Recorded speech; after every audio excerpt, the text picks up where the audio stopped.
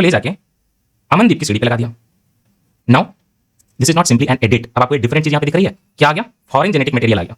मुस्तफा की सीढ़ी का नाइट्रोजन बेस आ चुका है अमनदीप की सीढ़ी में। Now this is GMO, genetically modified organism. यहां पे तो शुरुआत में हम लोग हंटिंग गैदरिंग करते थे, लेकिन जैसे जैसे एग्रीकल्चर की शुरुआत होती है तो कैसे हुई होगी? सबसे पहले ऐसा हुआ होगा कि जंगल में कई सारी वैरायटीज होंगी और उसमें हमने खोजा होगा कि कौन सी वैरायटी हमारे लिए ज्यादा अच्छी होगी, किसमें ज्यादा उपज होगी। फॉर एग्जांपल Raymond हैगा फ्रैंका मत थोड़े सच खाया है क्रिस्टोफर नाजुर है एंड सरप्राइजिंगली शॉकिंगली जुर है फिर भी गांठ पड़ जाए। साइंस एंड टेक्नोलॉजी के फर्स्ट लेक्चर में आपने पढ़ा कि जीन क्या होता है, डीएनए क्या होता है, आरएनए क्या होता है, दोनों के बीच में डिफरेंसेस क्या होते हैं, क्रोमोसोम क्या होता है, और डीएनए रेगुलेशन बिल जो है तो उसके प्रोविजन भी पढ़े। साथ ही साथ अपने डीएनए टेक्नोलॉजी के जो मल्टीपल यूजेस हो सकते हैं वो सारा कुछ आपने कंप्लीट कर लिया।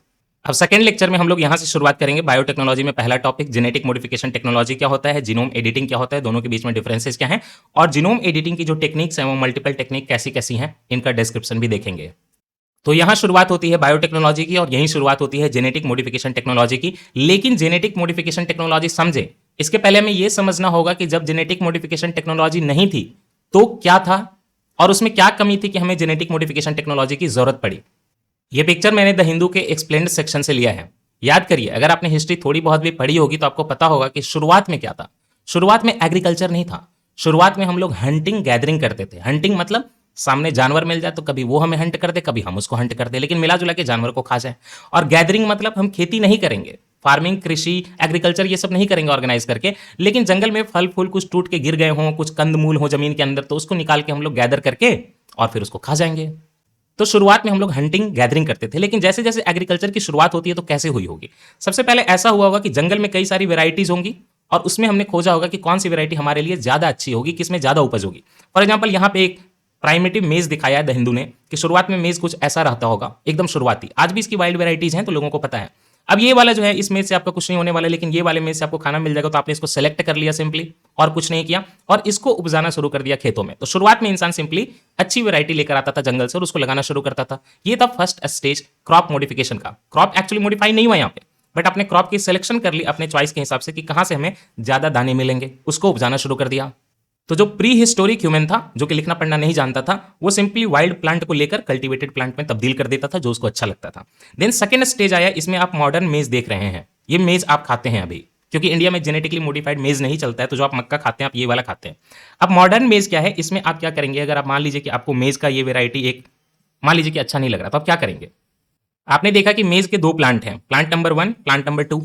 और जनरली क्या होता है कि प्लांट नंबर 1 जो है अपने प्लांट नंबर 1 के टाइप के साथ ही क्रॉस पॉलिनेशन करता है। पॉलिनेशन करता है मतलब क्या होता है, पॉलिन यहां से वहां मूव करते हैं और उससे नया प्लांट पैदा होता है, फ्लावरिंग होती है, मधुमक्खी आती है, हवा से भी हो सकता है, पानी से भी हो सकता है, और दूसरे प्लांट पे जाएगा उसका पराग, पॉलिन, और फिर फर्टिलाइजेशन होगा और एक नया फ्रूट पैदा होगा, उसके आगे सीड क्रिएट होगी, फिर प्लांट क्रिएट होगा। तो जनरली देखा लोगों ने कि जो वेराइटीज अवेलेबल है, मान लीजिए कि कुछ वेराइटीज ऐसी हैं जो बड़ी लंबी होती हैं, टॉल होती हैं मेज की। कुछ वेराइटीज ऐसी हैं जिनका जो ये होता है, मक्का होता है, उसमें सीड्स ज्यादा होती हैं, दाने ज्यादा होते हैं। तो मान लीजिए कि पिंक वाला ऐसा था कि बहुत टॉल होता था, और ये जो ब्लू वाला ऐसा होता था जिसकी सीड बहुत ज्यादा होती थी। तो हमें तो दोनों चाहिए, तो हम इनका क्या करेंगे, इनको पास पास में रखेंगे और इनका क्रॉस पॉलिनेशन हम करवाएंगे खुद से। ओके, कन्वेंशनल टेक्निक है, क्रॉस पॉलिनेशन करवाएंगे, आसपास में रखेंगे, ताकि इन दोनों के सिम्टम मिल जाए, तो प्लांट टॉल भी हो जाए और उसमें दाने भी ज्यादा हों। तो this was selective breeding. Okay, तो modern breeding through scientific selection and cross pollination among related forms. Simply हमने क्रॉस पॉलिनेशन कंट्रोल्ड एनवायरमेंट में करा दिया। 4 किलोमीटर की दूरी थी, बगल बगल में रख दिया कि इसी का पराग जो है दूसरे वाले पे बगल में जाएगा। Got this? तो इसमें कोई जेनेटिक मॉडिफिकेशन नहीं हुआ, लेकिन जेनेटिक चेंज हो गया। क्यों चेंज हुआ? पिंक वाले में अब ब्लू वाले की भी प्रॉपर्टी आ गई, तो जेनेटिक चेंज एक्चुअली हो चुका है, लेकिन ये नेचुरली हुआ है। राइट, इसमें हमने कोई जेनेटिक मॉडिफिकेशन अंदर जाके जीन काट के नहीं किया था, सिंपली क्रॉस पॉलिनेशन करा दी थी। तो कन्वेंशनली यही होता था। अब नया जमाना क्या आ गया? अब जमाना आ गया जेनेटिक मॉडिफिकेशन का। जेनेटिक मॉडिफिकेशन में आप क्या करते हैं कि एक ये आप मेज देख रहे हैं, ये जेनेटिकली मॉडिफाइड है। देखिए इसमें कीड़ा नहीं लग रहा। ये मेज देख रहे हैं, ये जेनेटिकली मॉडिफाइड नहीं है, ये ससेप्टेबल है, मतलब इसको खतरा है, इसमें कीड़ा लग गया। ये ऐसा क्यों हुआ? हमने क्या किया, सॉइल से एक बैक्टीरिया लिया। उस बैक्टीरिया की ये प्रॉपर्टी थी कि मेज के ऊपर जो भी इंसेक्ट लगता था, ये बैक्टीरिया ऐसी चीजें रिलीज करता है, प्रोटीन वगैरह, या ऐसा इसमें जीन है मान लीजिए, जिससे कि इस इंसेक्ट को फाइट किया जा सकता है। हमने क्या किया, इस बैक्टीरिया से वो पार्टिकुलर जीन कट करके निकाल लिया। बैक्टीरिया का जो जीन होता है वो डबल हेलिक्स में नहीं होता है, ऐसे प्लाज्मिड के फॉर्म में होता है। मतलब इसमें मैं ज्यादा नहीं जाऊंगा, इतना समझिए कि सर्कुलर होता है बैक्टीरिया का डीएनए, इतना ही। तो हमने कट करके ऐसा जीन जिससे कि ये इंसेक्ट के प्रति रेजिस्टेंस आ जाए, ऐसा जीन हमने यहां से एक्सट्रैक्ट कर लिया बैक्टीरिया से, और मेज के प्लांट का जो है उसका सेल खोला और उसके जीन में हमने क्या किया, यहां पे ऐसे इंसर्ट कर दिया। अब इस इंसर्शन के कारण जो कि मान लीजिए कि यहां से आया था, मैं इसको फिर से एक्सप्लेन कर देता हूं। सॉइल में एक बैक्टीरियम है, bacterium is singular, bacteria is plural. तो सॉइल में एक बैक्टीरियम है, उसका ये जेनेटिक मटेरियल है, ब्लू वाला जो आप देख रहे हैं, ये वाला। उसमें एक इंसेक्ट के प्रति रेजिस्टेंस है जो कि पिंक वाला जीन है, और ये इंसेक्ट इस मेज को बहुत परेशान करता है। तो हमने क्या किया कि ये जो बैक्टीरिया का जीन है जो कि इंसेक्ट से फाइट कर सकता है प्रोटीन वगैरह बना के, वो जीन निकाल के हमने मेज के जीन में इसको यहाँ पे इंसर्ट कर दिया। अब ये हो गया जेनेटिकली मॉडिफाइड ऑर्गेनिज्म। इसमें हमने प्रॉपर टेक्निक से कटिंग वगैरह करके किया है। अब इसमें हमारा कंट्रोल बहुत ज्यादा होगा, प्रेसिजन बहुत ज्यादा होगा, एक्यूरेसी बहुत ज्यादा होगा, टाइम कम लगेगा, राइट। तो ये होता है आजकल के ब्रीडिंग का तरीका जो कि जेनेटिकली मॉडिफाइड ऑर्गेनिज्म का है। इंडिया में बस एक ही क्रॉप ऐसा है, दैट इज बीटी कॉटन, उसके अलावा और कुछ नहीं। अमेरिका में मेज वगैरह भी है। तो अगर हम डायरेक्टली द हिंदू के एक्सप्लेन से पढ़ें तो ये कह रहा है कि जेनेटिकली मॉडिफाइड ऑर्गेनिज्म कोई भी लिविंग ऑर्गेनिज्म हो सकता है जिसका जेनेटिक मटेरियल हमने मॉडिफाई किया है ताकि उसमें कुछ डिजायरेबल जो है प्रॉपर्टीज आ जाए, राइट। डिजायरेबल टेक्निक से डिजायरेबल प्रॉपर्टीज डालने हैं, ओके। प्रीवियसली बहुत पहले से इंसुलिन का प्रोडक्शन, वैक्सीन का प्रोडक्शन, ये सब ऑलरेडी जेनेटिक तरीके से हो रहा है, लेकिन क्रॉप में डालना, बड़े एनिमल में डालना, ये सब कम होता है। क्रॉप में अगर आप जेनेटिक मॉडिफिकेशन करते हैं तो क्या करते हैं कि डीएनए का मैनिपुलेशन करते हैं। मैनिपुलेशन मतलब चेंज करना, डायरेक्ट। और इनडायरेक्ट मैनिपुलेशन क्या होगा? वो जो आपने क्रॉस पॉलिनेशन देखा ना कंट्रोल्ड एनवायरनमेंट में, वो भी इनडायरेक्ट मैनिपुलेशन है, वो भी एक मैनिपुलेशन ही है। क्योंकि ओरिजिनल जो लाइन थी आपने पिंक वाले में ब्लू वाले का जीन तो मिक्स करा दिया ना ब्रीडिंग करके, बट आपने कोई टेक्निक यूज नहीं की डीएनए काटने की, तो डायरेक्ट नहीं था बट इनडायरेक्ट वो भी था। In crops genetic modification involves manipulation of DNA instead of using controlled pollination. ये कन्वेंशनल तरीका, ये वाला कंट्रोल्ड पॉलिनेशन आसपास में रख देना। सोयाबीन, मेज, कॉटन, कैनोला, ये आज के हर्बिसाइड टॉलरेंट स्पेसीज हैं, है ना, और इंसेक्ट रेजिस्टेंस है इसमें। और जो बीटी कॉटन है वो इंसेक्ट रेजिस्टेंट है। जीएम मस्टर्ड है वो हर्बिसाइड टॉलरेंट है। कैनोला एक ऑयल ही होता है, मस्टर्ड से ही रिलेटेड, ये बाहर होता है, इंडिया में जीएम कैनोला नहीं होता। सोयाबीन जो है अमेरिका में होता है, जेनेटिकली मॉडिफाइड। मेज वगैरह भी उधर होता है। कॉटन इंडिया में होता है, बीटी कॉटन ओनली। खाने की कोई चीज इंडिया में नहीं होती। बीटी कॉटन तो हम लोग कॉटन निकालने के लिए करते हैं, राइट। ओके, और भी कुछ प्रॉपर्टीज आप डाल सकते हैं जैसे कि वायरस से रेजिस्टेंस, इंसेक्ट से रेजिस्टेंट, ड्रॉट से रेजिस्टेंट, फ्रूट एंड ट्यूबर की क्वालिटी बढ़ जाएगी। जैसे पोटैटो का ट्यूबर होता है, आप खाते हैं तो उसकी क्वालिटी बढ़ जाएगी, ज्यादा उसमें न्यूट्रिशन होगा। एनीवे, इसमें आप करते क्या है जेनेटिक मॉडिफिकेशन में, आप एक जीन जो लेते हैं बैक्टीरिया वगैरह से निकालते हैं, होस्ट ऑर्गेनिज्म में डालते हैं, इनकॉर्पोरेट करते हैं उसके डीएनए में जिस क्रॉप को आपको उगाना है, और उसकी परफॉर्मेंस वगैरह की टेस्टिंग करते हैं। This is all. अब आप इसको पढ़िए, जेनेटिक मॉडिफिकेशन टेक्नोलॉजी क्या है। जेनेटिक मॉडिफिकेशन टेक्नोलॉजी की यहाँ पे इन्होंने जो डेफिनेशन लिखी है कि जीएम टेक्नोलॉजी का मतलब होता है direct manipulation of DNA of many organisms. चाहे वो बैक्टीरिया हो, एनिमल हो, प्लांट हो, किसी का भी अगर आप डायरेक्ट मैनिपुलेशन कर रहे हैं क्रॉस पॉलिनेशन की जगह, तो फिर आप समझ लीजिए कि वो जेनेटिक मॉडिफिकेशन है। अच्छा, इंसानों में होता है क्या? इंसानों में देखिए, मान लीजिए कि एक मेल है, वन सेकेंड, हाँ, इंसानों में मान लीजिए कि एक मेल है और एक फीमेल है, शादी हो रही है। ये भी क्रॉस पॉलिनेशन ही हुआ ना। एक मेल से अगर मेल पैदा हो जाता तो इसको हम लोग क्लोनिंग कहते हैं, या एक फीमेल से फीमेल पैदा हो जाती है तो इसको हम लोग क्लोनिंग कहते हैं। वो बिल्कुल सिमिलर होता है जेनेटिक मेकअप। लेकिन जैसे ही कोई मेल और फीमेल में आपस में क्रॉस होता है, शादी होती है, तो क्रॉस पॉलिनेशन एक तरह से एनिमल वर्ल्ड का कह सकते हैं आप इसको, है ना। जब भी कोई ऐसी चीज बनती है जिसमें दो अलग अलग चीजें आ रही हों तो उसको हम लोग हाइब्रिड कहते हैं। और ये माना गया है कि डिफरेंट अगर थोड़े से डिफरेंसेज है दोनों के बीच में तो हाइब्रिड जो बनता है उसमें हाइब्रिड विगर होता है। विगर मतलब एक्स्ट्रा ताकत। तो कह सकते हैं आप कि अगर आप इंटरकास्ट मैरिज करेंगे तो माना जाएगा कि आपका बच्चा जो है और ज़्यादा कैपेबल होगा, क्योंकि दोनों की प्रॉपर्टी आ जाएंगी उसमें। और बहुत अगर आप क्लोज में शादी करते हैं तो बीमारियां बढ़ जाएंगी। हाइब्रिड विगर तो नहीं ही रहेगा, इसीलिए क्लोज रिलेशन में शादी नहीं करनी चाहिए। ये जो आपने विजन का पीटी 365 में डेफिनेशन देखा, उसमें लिखा हुआ है कि डायरेक्ट मैनिपुलेशन ऑफ डीएनए जो होता है उसको हम लोग जेनेटिक मॉडिफिकेशन कहते हैं। तो इनडायरेक्ट क्या होता है अब आप समझ चुके हैं, क्रॉस पॉलिनेशन। ये डेफिनेशन देखिए, genetic modification involves altering the jeans of an organism, चाहे वो प्लांट हो, एनिमल हो या माइक्रो ऑर्गेनिज्म हो, जीन आप अल्टर करते हैं। लेकिन जेनेटिक मॉडिफिकेशन टेक्नोलॉजी में आप डायरेक्ट मैनिपुलेशन करते हैं डीएनए का, तो क्या नहीं करते हैं? Using controlled pollination. ये पुराने जमाने से होता है ऑलरेडी, इसमें भी जेनेटिक मॉडिफिकेशन होता है, लेकिन इसमें आप कंट्रोल्ड पॉलिनेशन करवाते हैं, काटना वाटना नहीं होता जीन का। तो इनडायरेक्ट और डायरेक्ट मैनिपुलेशन में यही डिफरेंस है। ओके, क्रॉप इंप्रूवमेंट के लिए हम लोग जेनेटिक मॉडिफिकेशन टेक्नोलॉजी का बहुत यूज करते हैं, और अनडिजायरेबल जीन को सप्रेस कर देना या डिजायरेबल वैरायटी को बढ़ा देना। तो कोई मान लीजिए कि जीन ऐसा है जो प्लांट में को परेशान कर रहा है, उसके कारण इंसेक्ट रेजिस्टेंस नहीं आ रही, दब जा रही है, तो उस जीन को हम लोग निकाल देंगे जेनेटिक मॉडिफिकेशन से। और कोई जीन पता है कि काम करेगा तो उसको डाल देंगे। And now come to this, genetic modification आपने समझ लिया।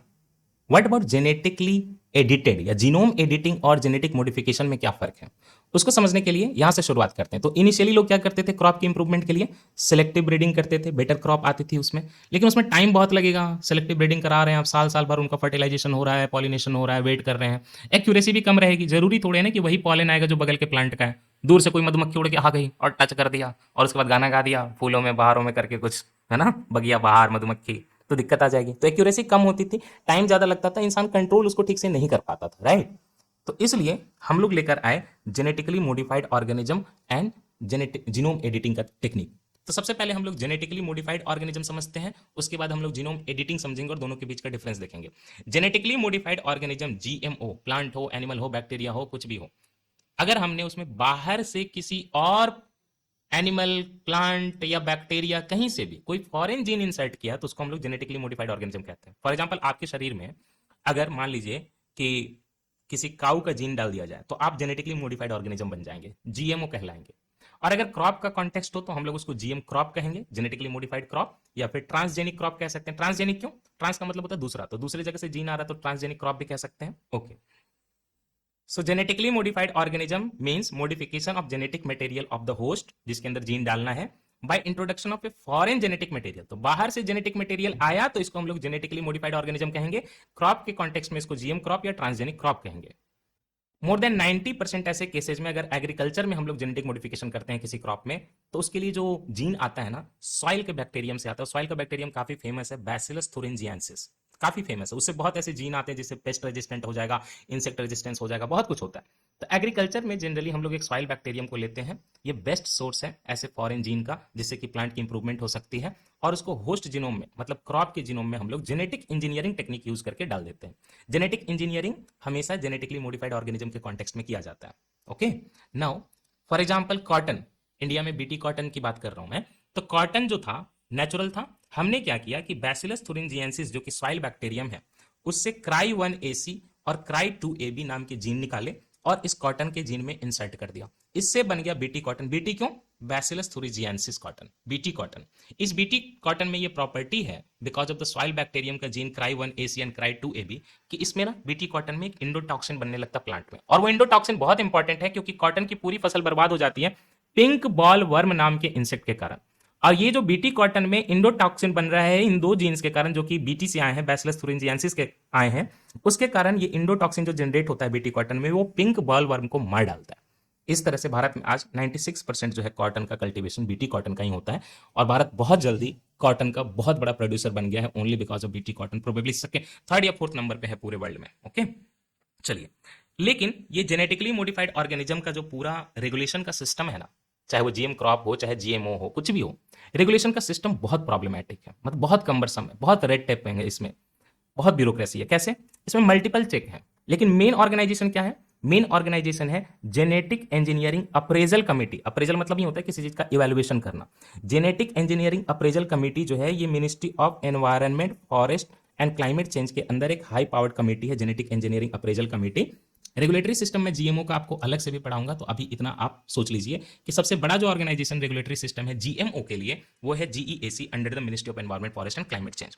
They will regulate the introduction of any GM material, okay, not only GM crop, any GM material. अगर जेनेटिकली मॉडिफाइड मटेरियल इंट्रोड्यूस हो रहा है कंट्री में, एक्सपोर्ट हो रहा है, इंपोर्ट हो रहा है, बन रहा है, प्रोड्यूस हो रहा है, फील्ड ट्रायल हो रहे हैं, कुछ भी हो रहा है, जीईएसी देखेगा कि अप्रूवल देना है कि नहीं देना है। उसके बाद उसके मल्टीपल फील्ड ट्रायल करवाएगा। अगर आपने मान लीजिए कि एप्लीकेशन डाली वहां पे कि हमको जीनोम एडिटिंग, ये जेनेटिकली मॉडिफाइड क्रॉप जो है बनाना है, तो आपको वहां पे मल्टीपल फील्ड ट्रायल करवाने पड़ेंगे, बायोसेफ्टी का डेटा देना पड़ेगा। It takes a lot of time. Then finally जाके कमर्शियल रिलीज होती है जीएम क्रॉप की। और ओनली जीएम क्रॉप जो भारत में भी रिलीज हुआ है 2002 से 2003 के बीच आया था, बीटी कॉटन। इस रेड टेप को बस यही पास कर पाया, उसके अलावा कुछ पास नहीं कर पाया। इतना ही नहीं है, इसमें इनफैक्ट स्टेट गवर्नमेंट की इन्वॉल्वमेंट हो जाती है, वो भी अपना बताते हैं कि हमारे स्टेट के हिसाब से क्या सही है नहीं है, उनकी भी ओपिनियन ली जाती है। तो it becomes a very difficult process. अब रिसेंटली क्या हुआ कि कई पद्मश्री अवार्डी ने नरेंद्र मोदी जी को लेटर लिखा। लेटर लिख के बोला, मोदी जी, जीएमओ का तो बहुत सिस्टम कॉम्प्लेक्स है, इसमें टाइम लग जा रहा है, आज तक एक ही क्रॉप आपने अप्रूव किया है और आगे बढ़ नहीं रहे। अब जीएम मस्टर्ड थोड़ा आप चलो अप्रूव करने के कगार पे हो, उधर बांग्लादेश बीटी ब्रिंजल वगैरह बना के आगे निकल गया। तो आप एक काम करिए ना, आपको जीएमओ क्रॉप से प्रॉब्लम है कि वो जीईएसी के अंदर आता है, genetic engineering appraisal committee, ministry of environment, forest and climate change के अंदर। GMO crop genetically modified organism, जिसमें कि फॉरेन जीन होता है किसी और स्पेसिस से। लेकिन ऐसी भी तो टेक्निक हो सकती है कि मान लीजिए कि मेरे पास एक ये जीन है प्लांट के अंदर, मैं सिंपली क्या करता हूं कि इसको कट कर देता हूं यहां से, और कट करके ये वाला जीन मान लीजिए कि प्रॉब्लमैटिक था, इतना पार्ट मैंने निकाल दिया, फिर से कनेक्ट कर दिया। अब इसमें तो कोई फॉरेन जीन नहीं आ रहा है ना, तो कम से कम इसको अप्रूवल दो। ठीक, इस चीज को जिसमें कि फॉरेन जीन नहीं आता फिर भी हम जीन में चेंज करते हैं, इसी को हम लोग जीनोम एडिटिंग कहते हैं। It does not involve introduction of foreign genetic material. Simply आप कट करते हैं। मैं आपको इसका एक पिक्टोरियल रिप्रेजेंटेशन दिखाता हूं। मेरे सामने बांस की बनी हुई कुछ सीढ़ियां हैं। एक सीढ़ी मुझे भेजी है मुस्तफ़ा ने, तो मुस्तफ़ा थैंक यू। दूसरी सीढ़ी मुझे भेजी है अमनदीप ने, अमनदीप थैंक यू, और ये मैंने गूगल से डाउनलोड किया है। नाउ आपके सामने जो ये अमनदीप की सीढ़ी है, this is simply like DNA का डबल हेलिक्स। डीएनए का डबल हेलिक्स चलिए 3 डायमेंशनल होता है, मैंने इसको फ्लैट कर दिया। अब ये सिंपली क्या है, ये वाला पीछे वाला बैकबोन क्या है बताइए? फॉस्फेट और शुगर का बैकबोन है, और इसके बीच में ये क्या है? ये नाइट्रोजन बेस की पेयरिंग है। सिंपल उसी तरह है। अब अमनदीप ने मुझे जो सीढ़ी भेजी, या अमनदीप ने मुझे जो डबल हेलिक्स भेजा है, उसमें डीएनए के 2 स्ट्रैंड हैं, ऑल फाइन, और बीच में नाइट्रोजन बेसेज है। मैं क्या करता हूं कि एक टेक्निक लगाता हूं, एक कैंची लगाता हूं, एक हथौड़ी लगाता हूं, और ये वाला जो बेस है, जिसपे अभी आप देखेंगे, ये वाले की बात कर रहा हूं, इसकी बात कर रहा हूं, ये वाला जो बेस पेयर है, इसको मैंने यहां से निकाल दिया। ठीक। अब आप मुझे ये बताइए कि जीन एडिट हो गया कि नहीं हो गया? एडिट हो गया ना। सिंपल है, जो चीज पहले यहां थी, बेस पेयर यहां पे था, ये इसकी भी तो कुछ प्रॉपर्टी होंगी, कुछ कोडिंग करता होगा। ये मैंने हटा दिया यहां से, तो जीन तो एडिट हो गया। लेकिन क्या मैंने यहां पे कोई फॉरेन जीन इंट्रोड्यूस किया? कुछ अलग से डाली मैंने तीली? नहीं डाली, तो ये जीन एडिट हो गया, राइट। तीली नहीं डाली मैंने फॉरेन से, राइट। अब ये है मुस्तफा की सीढ़ी, जो कि आप मेरे लेफ्ट साइड में यहां पे देख रहे हैं, राइट। मुस्तफा की सीढ़ी में मैंने क्या किया कि ये जो इनका यहाँ पे ये वाला जो बेस पेयर है, कैन यू सी दैट, इसको मैंने यहां से हटा दिया, राइट, हटा दिया 1 सेकेंड, और इसको ले जाके अमनदीप की सीढ़ी पे लगा दिया। Now this is not simply an edit. अब आपको एक डिफरेंट चीज यहां पे दिख रही है, क्या आ गया? फॉरेन जेनेटिक मटेरियल आ गया। मुस्तफा की सीढ़ी का नाइट्रोजन बेस आ चुका है अमनदीप की सीढ़ी में।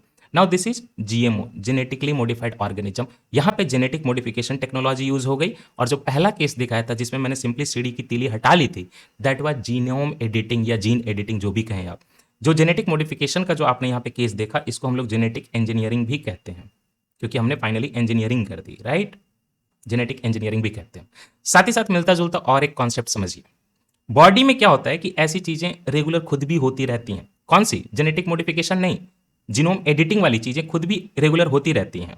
जैसे कि आपने ये देखा था कि मैंने यहां से इसको मूव किया। अब देखिए, फिर से सुनिए, ये मुस्तफा की सीढ़ी है, राइट। ये एक बेस पेयर है, सब कुछ ठीक चल रहा है, कोई दिक्कत नहीं। बॉडी में क्या होता है कि रेगुलरली खुद भी ये चीजें थोड़ी बहुत होती रहती हैं, और अगर मान लीजिए कि आप ऊपर से करेंगे तो क्या होगा ना, बॉडी जैसे खुद रेगुलर ये चीजें होती रहती हैं तो उसको खुद रिपेयर करता रहता है। तो आप अगर कोई छेड़खानी करोगे ना, तो बॉडी खुद उसको रिपेयर भी कर लेती है। फॉर एग्जाम्पल, मैंने यह क्या किया कि जेनेटिक एडिटिंग टेक्नोलॉजी से मुस्तफा की जो ये नाइट्रोजन बेस पेयर है, मैंने यहाँ से मूव करके हटा दिया। अब ये जगह खाली हो गई, लेकिन बॉडी तो चाहेगी कि यहाँ पे कोई बेस पेयरिंग वगैरह फिर से करे, उसको रिपेयर करे। तो आप देख रहे हैं, ये आपको दिख रहा होगा कि मुस्तफा ने क्या लगा लिया, यहाँ पे जंजीर लगा लिया कि भाई ये हमारे लिए जरूरी है कि बीच में जुड़ा रहे, right. So can we say that कि अगर आप जीन की एडिटिंग करते हो थोड़ी बहुत, नेचुरली हो या आप आर्टिफिशियली भी करो, तो बॉडी उसको खुद रिपेयर करने लगती है ना, खुद रिपेयर करने लगती है। अब उस रिपेरेशन के बाद नेचुरली चीजें नॉर्मल होंगी। लेकिन आप क्या करते हो कि जब बॉडी रिपेयर कर रही थी, तो आपने चॉइस दिया कि यहां पे ये जंजीर होनी चाहिए, है ना। तो नॉर्मल जो बॉडी रिपेयर करती है वो हमारे लिए इंपॉर्टेंट नहीं है, लेकिन जब बॉडी रिपेयर कर रही थी तो उस टाइम पे आपने उसमें और चेंजेस कर दिया। ये भी जेनेटिक एडिटिंग ही है, जीनोम एडिटिंग ही है। Got this all? So all I want to say that कि जब भी आप कोई जीन में कट करते हो, कुछ भी करते हो, तो बॉडी उसको रिपेयर करती है। या तो आप उसको नेचुरली रिपेयर होने दो, उससे आपको कोई फायदा होगा नहीं। लेकिन जब वो रिपेयर कर रही थी, उस दौरान आप उसमें कुछ और एडिट भी कर सकते हो, चेंजेस भी कर सकते हो। तो जैसे घाव भरते हैं तो उस टाइम पे आप स्टिच लगाते हो ना, तो स्टिच तो एक्स्ट्रा चीज होती है, इंजेक्शन देते हो वो एक्स्ट्रा चीज होती है। तो बॉडी नेचुरली अपना डैमेज जो होता है उसको रिपेयर करती है, बेस पेयर सबको। उस टाइम पे आप उसमें कुछ मॉडिफिकेशन भी कर सकते हो। All this things are simply genome editing.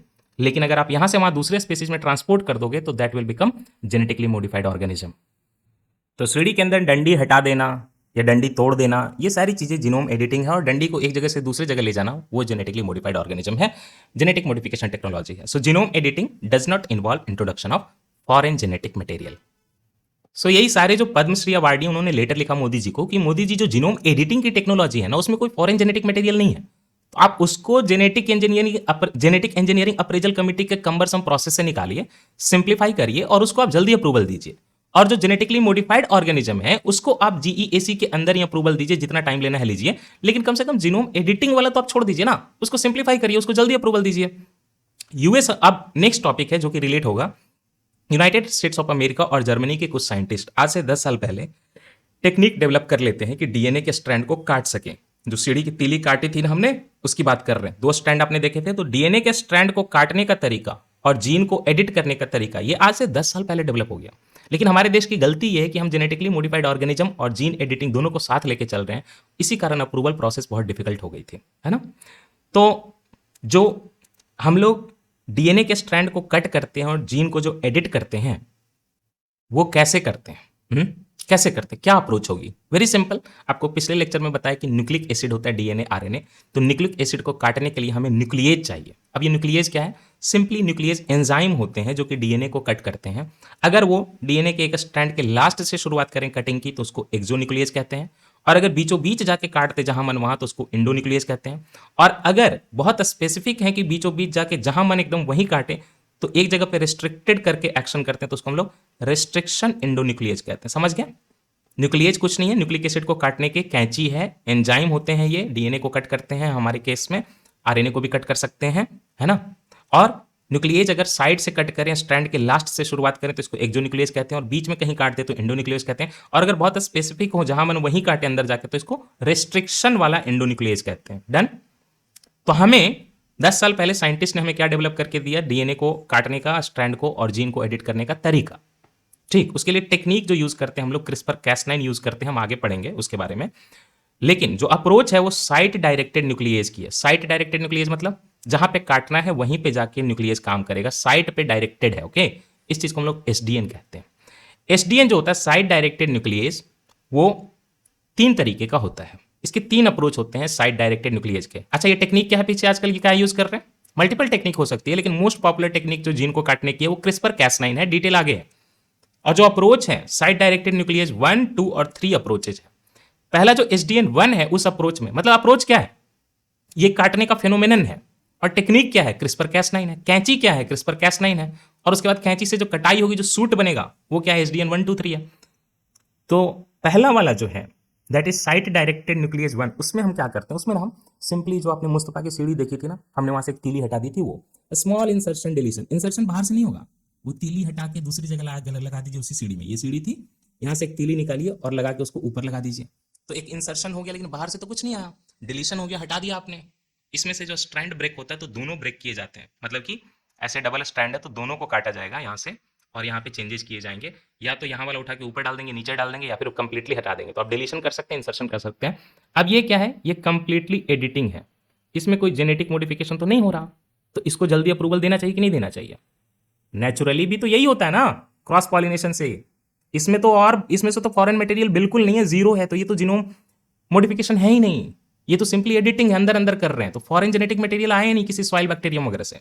दूसरा साइट डायरेक्टेड न्यूक्लियस 2। अब इसमें क्या करते हैं?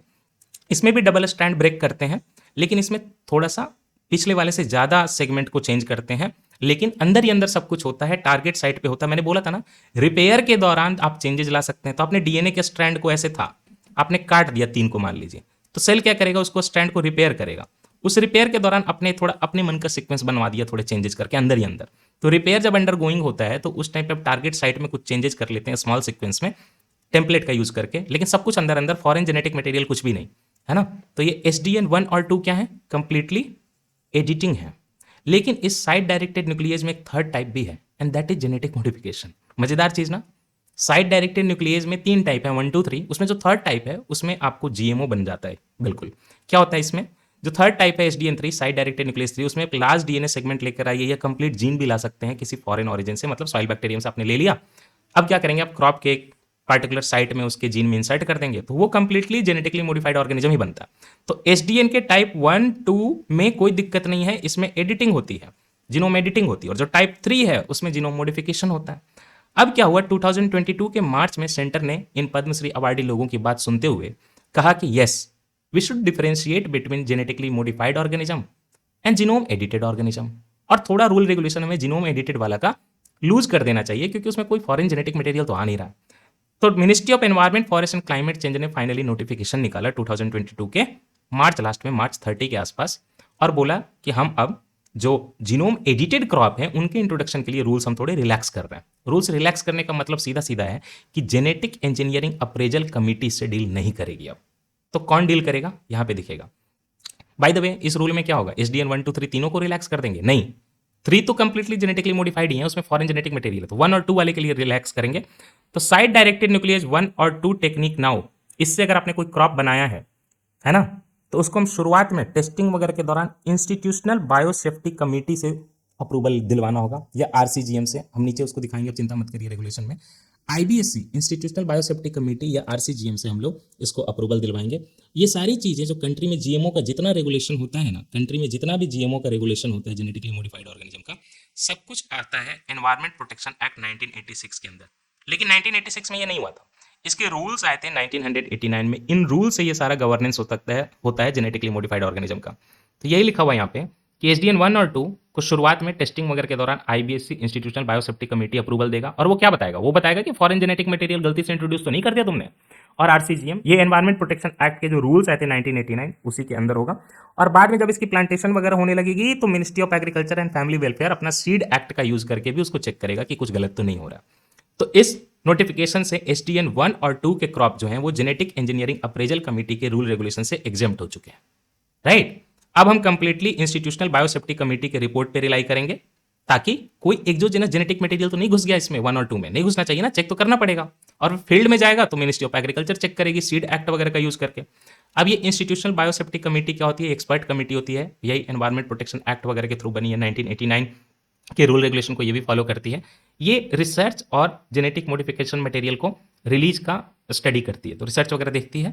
अब इसके पास ये रहेगा कि ये सर्टिफाई कर सकती है कि आपने जो क्रॉप बनाया वो जीनोम एडिटेड जो क्रॉप बनाया है उसमें कोई फॉरेन जेनेटिक मटेरियल ना हो। उसके बाद सीड एक्ट वगैरह से इसका गवर्नेंस होगा, किसका, जीनोम एडिटेड SDN 1 और 2 का। इंडिया ने तो ये चीज किया है, लेकिन वर्ल्ड में क्या हो रहा था, यूरोपियन यूनियन देखिए GM क्रॉप और जीनोम एडिटेड क्रॉप को साथ ही डील करता, उसने अभी तक डिफरेंशिएट नहीं किया।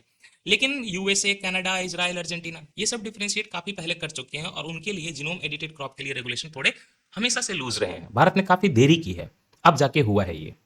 मैंने आपको कहा कि हमारी कंट्री में सारा जो GMO का रेगुलेशन वगैरह होता है वो मेनली एनवायरमेंट प्रोटेक्शन एक्ट 1986 के अंदर होता है।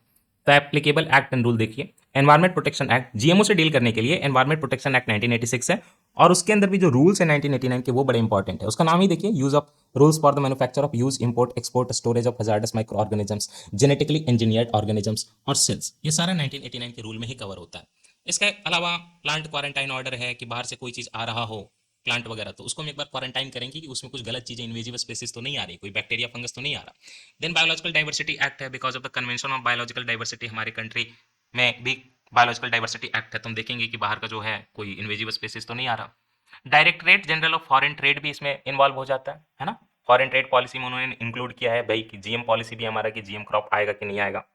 Food safety and standards act 2006 वो देखता है कि फूड में सेफ्टी है कि नहीं है। ड्रग्स एंड कॉस्मेटिक रूल्स भी है 8th अमेंडमेंट 1988 में। द हिंदू ने पूरा का पूरा ये पूरा जो है ना, ये मैं आपको सीधे एक्चुअली पढ़ा रहा हूँ, रेगुलेटरी फ्रेमवर्क GEAC का पढ़ा रहा हूँ मिनिस्ट्री ऑफ एनवायरमेंट से। द हिंदू ने इसके पूरे पूरे स्क्रीनशॉट डाल दिए हैं अपने आर्टिकल में।